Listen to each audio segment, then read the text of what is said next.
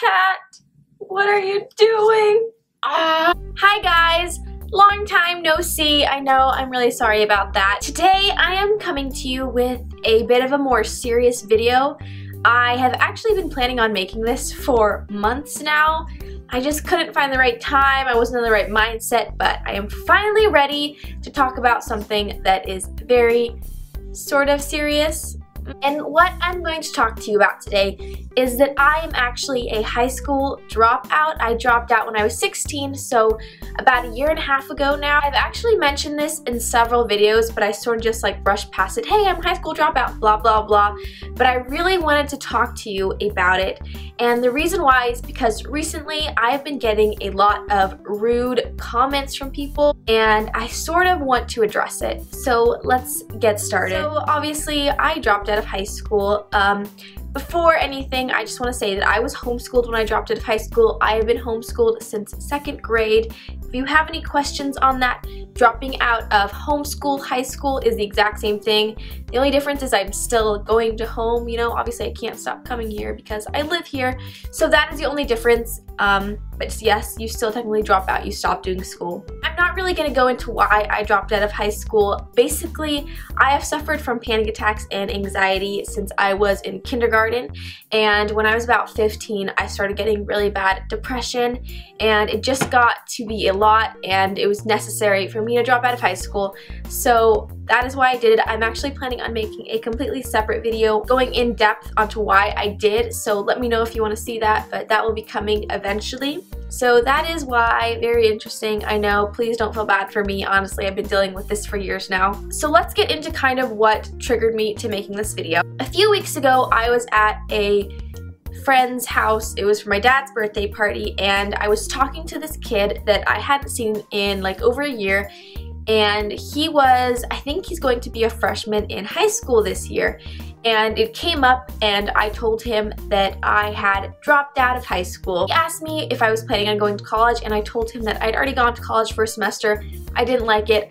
I had dropped out of that as well. His response to me was, well, what do you plan on doing for the rest of your life then? Flipping burgers at McDonald's, which was very rude and insensitive. Honestly, it didn't bother me very much because I'm used to it, but there are two main points I want to talk about regarding this comment. Here comes a cat. So the first part is that he knows nothing about my personal life.